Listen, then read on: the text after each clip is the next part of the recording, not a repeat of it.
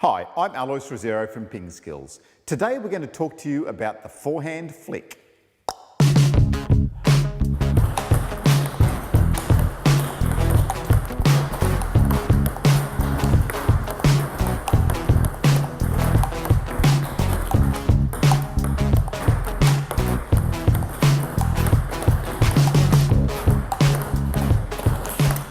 To make a good flick, the first important thing is to make sure that you get your body close to the ball.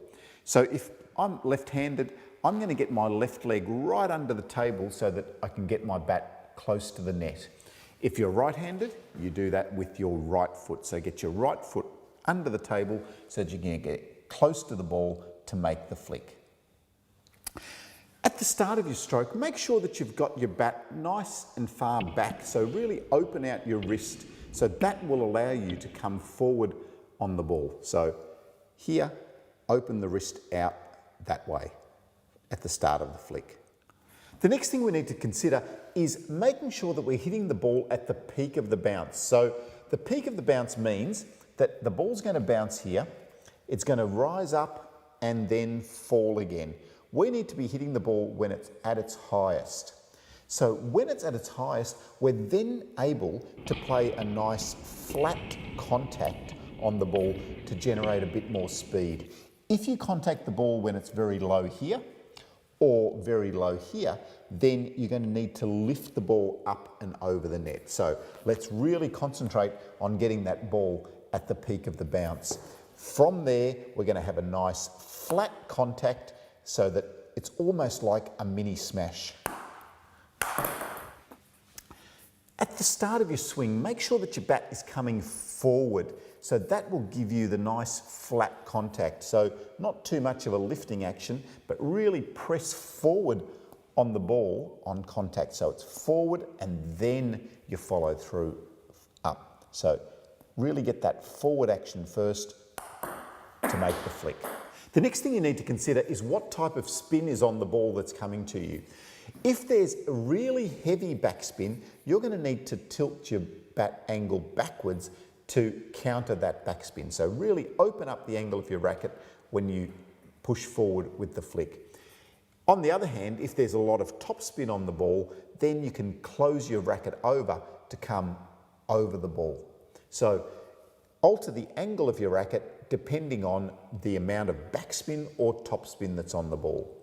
You also then need to consider if there's any side spin on the ball. So if the ball wants to go out that way, you need to turn your wrist back further to counter that side spin. Or if the ball wants to go out the other way, you need to cover the ball more around here to counter the side spin on the ball. So think about just adjusting the racket angle so that you're countering the type of spin that's on the ball coming to you.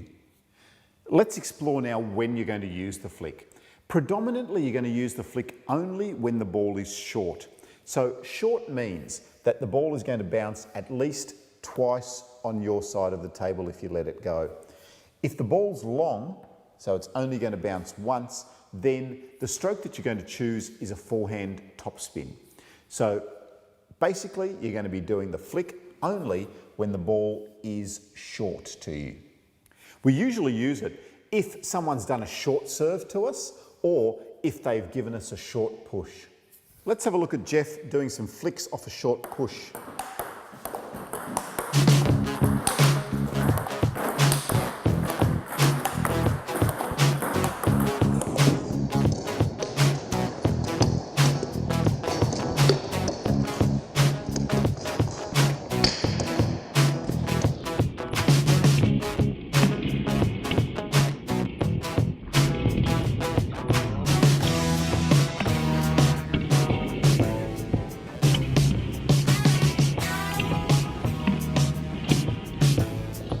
So now I'll feed the ball with less backspin and you'll see that Jeff's angle is a bit more over the ball. Now when I add more backspin, Jeff's going to open up the angle of his racket to counter that backspin.